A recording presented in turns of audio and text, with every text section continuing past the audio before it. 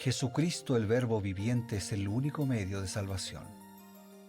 Él es el centro del pensamiento de nuestra vida, la fuente y la autoridad de la doctrina. El principal propósito de la vida de Cristo fue la obediencia a los mandamientos, exaltando la ley de Dios como un reflejo de su carácter. El principal mensaje a ser predicado en el mundo, basado en Apocalipsis 14, está representado por 3 ángeles llevando el Evangelio eterno al mundo entero. Este mensaje se basa en los encantos inigualables de Cristo y declara que la hora del juicio ha llegado y llama a obedecer los mandamientos de Dios. Mediante su palabra, Dios ha comunicado a los hombres el conocimiento necesario para la salvación. Las Santas Escrituras deben ser aceptadas como dotadas de autoridad absoluta y como revelación infalible de su voluntad. Y aunque el canon de las Escrituras inspiradas está cerrado, el Espíritu Santo continúa iluminando, amonestando y confortando al pueblo de Dios a través del testimonio de Jesús, el Espíritu de profecía. El camino a la vida se traza a través de un camino angosto que debe ser recorrido con confianza en las promesas que Dios dejó a hombres y mujeres fieles que dedicaron sus vidas hasta la muerte por el Evangelio eterno. Los fundadores de la Iglesia soñaron con el día en que la revelación sería una realidad en sus vidas. Miraron con los ojos de la fe a aquel día glorioso cuando finalmente la promesa sería cumplida en la venida magistral de Jesucristo a esta tierra para recompensar a cada uno según sea su obra.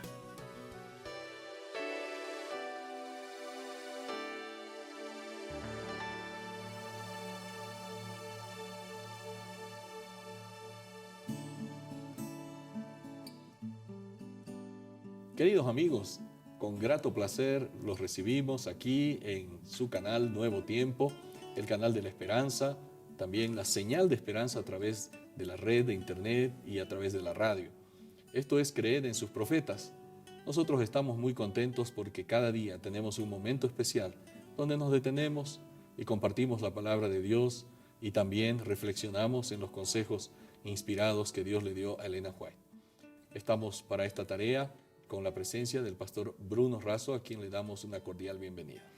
Muchas gracias, Pastor Eber. Una alegría siempre es estar contigo y también saber que no estamos solos, que hay muchos hermanos, amigos que nos convocamos todos los días, que nos tomamos este tiempo breve para reflexionar, para meditar, para profundizar nuestro vínculo, nuestra comunión y nuestro compromiso con Dios. Hoy con el capítulo 23 del segundo libro de Reyes.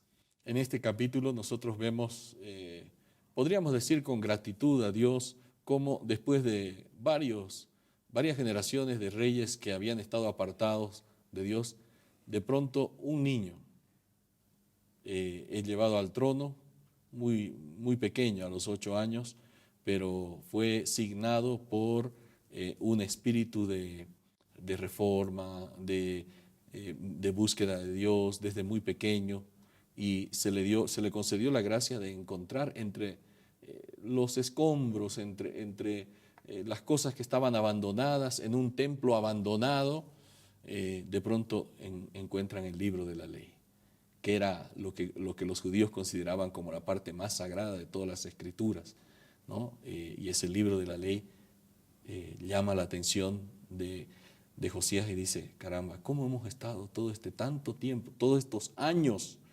de separación? No puede ser.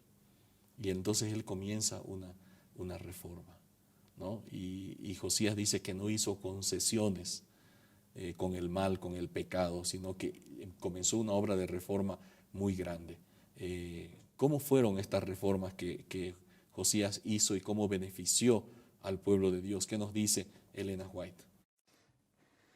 Elena de White lo dice así: cuando Josías oyó las palabras de advertencia y condenación a causa de que Israel había pisoteado los preceptos del cielo, se humilló a sí mismo, lloró ante el Señor, hizo una completa obra de arrepentimiento y reforma y Dios aceptó sus esfuerzos. Así que hay humillación, lágrimas, arrepentimiento, dolor, tristeza por lo que se hizo, reforma, cambio, porque el verdadero arrepentimiento no solamente es dolor y tristeza, sino abandono por el pecado, sino es remordimiento.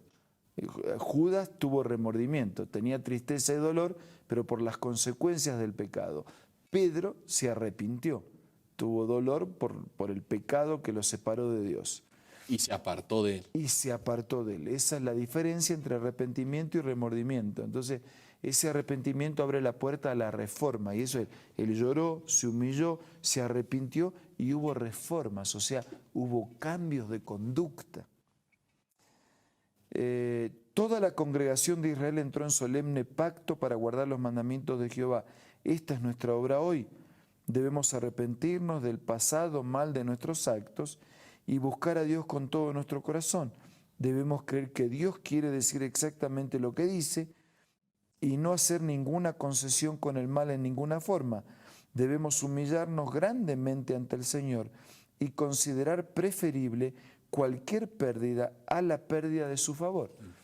O sea que hoy nosotros tenemos que tener esta misma experiencia y no hacer ninguna concesión hacia el mal y buscarlo a Dios con profundo arrepentimiento, abandonando el pecado para vivir la voluntad de Dios. El ejemplo así más claro de la Biblia es aquella mujer encontrada en el acto mismo de adulterio, ¿no? Entonces querían tirar la piedra porque sus leyes decían que había que apedrear y Jesús le dijo, está bien, tiren, pero antes para tirar no hay que tener pecados.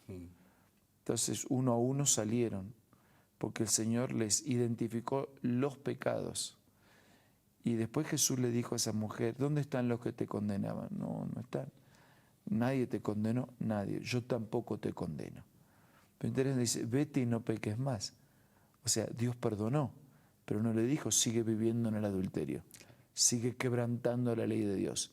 Sigue haciendo lo que quieres. No, la sujetó a un camino de obediencia y respeto a Dios.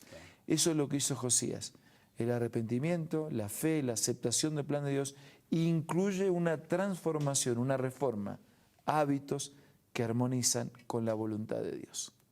Más de un comentador bíblico menciona que Josías sería una especie de símbolo, un tipo de Jesús en varios aspectos. Uno de los aspectos fue ese carácter inconmovible que por su apego a los mandamientos, a las normas, él hizo prosperar una vez más al pueblo judío. Y entonces nosotros encontramos ciertos paralelos entre Josías y Jesús. El Hijo de Dios tampoco se desvió de su camino nunca por una obediencia inconmovible, ¿no? ¿Cómo podríamos comparar qué dice Elena White acerca de ese carácter inconmovible del Hijo de Dios? Ni Josías ni Jesús cedieron ante la más mínima insinuación del mal. Su compromiso con Dios, su compromiso con la verdad, su compromiso con lo correcto era inalterable. Y ambos fueron dejados solos en esa gran acción de reforma. Cuando Jesús vino a esta tierra, todo estaba en tinieblas. En el comienzo eran las tinieblas de un mundo vacío de vida. Y cuando Jesús vino, eran las tinieblas espirituales de un mundo vacío de la presencia de Dios. Ahora, Elena de White dice así, el camino del pesebre al Calvario fue marcado con sangre. El Hijo de Dios no se desvió del camino de una obediencia inconmovible, aún hasta la muerte de cruz. Sufrió todas las penurias del pecado del hombre. Les ruego en el nombre de Cristo que confiesen sus pecados y reformen sus caminos para que sus nombres no sean quitados del libro de la vida, sino que sean confesados ante el Padre y sus ángeles. Jesús está intercediendo con su sangre ante el Padre y ahora, mientras la misericordia se extiende y se prolonga la prueba, busquen la aprobación del cielo. Dios no abandona la desesperación completa al fiel residuo que quedaba en la ciudad, aun mientras los que despreciaban sus mensajes les vigilaban estrechamente, el profeta recibió nuevas revelaciones concernientes a la voluntad del cielo para perdonar, para salvar, y ellas han sido desde aquellos tiempos hasta los nuestros una fuente inagotable de consuelo para la iglesia de Dios.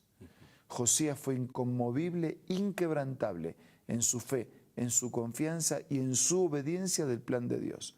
Jesús fue inconmovible, inquebrantable. Para Jesús fue más difícil, porque Él era Dios. Claro. Tenía el poder para revertir Dios las no murió circunstancias. cuando Él nació como hombre, Claro. pero su divinidad quedó oculta. O sea, Él no usó la divinidad nunca para un beneficio propio. O sea, esa fue la mayor tentación del Señor, usar su divinidad en beneficio propio, y no lo usó para mostrarnos que es posible vivir una vida como ser humano y vivir dependiente del Padre. Pero muchas veces lo dejaron solo. Los discípulos se durmieron, lo traicionaron los más íntimos. El enemigo lo tentó, lo sedujo, ¿no? ¿Qué viniste a esta tierra? ¿A buscar este mundo? Yo te lo doy todo. Y te estaba diciendo la verdad, ahí estaba diciendo la verdad. Este mundo por causa del pecado era de Satanás. Viniste, te doy todo, no hace falta el sacrificio, el sufrimiento. Y Jesús permaneció firme y fiel de parte del Señor. Y así, ¿no? Reiteradas veces, cuando Pedro quiso ayudarle cortando la oreja del soldado, dice, no, pero si yo me arreglo solo. Y si es por ángeles, yo puedo traer 600.000 ángeles.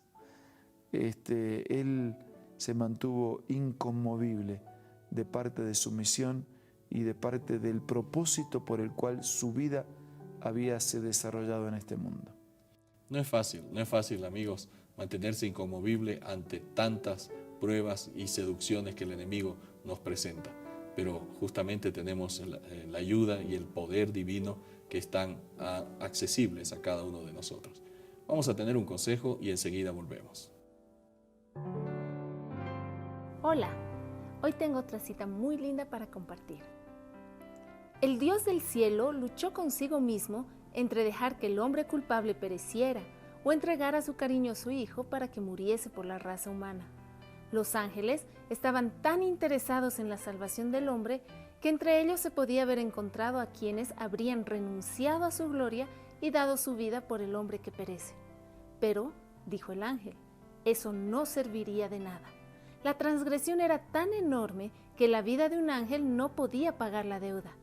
Únicamente la muerte e intercesión de su hijo podía pagar la deuda y salvar al hombre perdido de la tristeza y la miseria sin esperanza.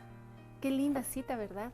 Esta tú la puedes encontrar en este libro maravilloso, Primeros Escritos, escritos por Elena G. de White. Puedes descargar esta aplicación ingresando al App Store o al Play Store, buscando Elena G. de White. Tenemos justo el momento oportuno para poder recibir un apelo, un llamado a nuestra vida y también pedir las bendiciones del Creador. El mundo de hoy, donde todo cambia, cambia el clima, a veces cambian los amigos, cambia la economía, necesita de personas que no cambien, que dependen de un Dios que no cambia, que como Josías, que como Jesús, podamos ser inconmovibles de parte de Dios, de su palabra, de su verdad, de su justicia, aunque se desplomen los cielos. Vamos a orar. Señor, danos esta actitud que tuvo Josías, de ser valientes, de presentarnos ante ti humildemente, de quebrarnos ante Jesús, de experimentar un verdadero reavivamiento que se refleje en una vida reformada y transformada, que cumpla tu voluntad y que cumpla tus propósitos.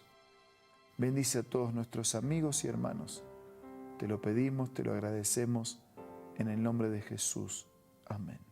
Amén. Sabemos que tenemos una cita el día de mañana, la esperamos con mucha expectativa y también lo hacemos siempre basados en el espíritu de profecía, basados en la palabra de Dios. Nos encontramos el día de mañana en un nuevo programa de Creed en sus profetas. Hasta entonces.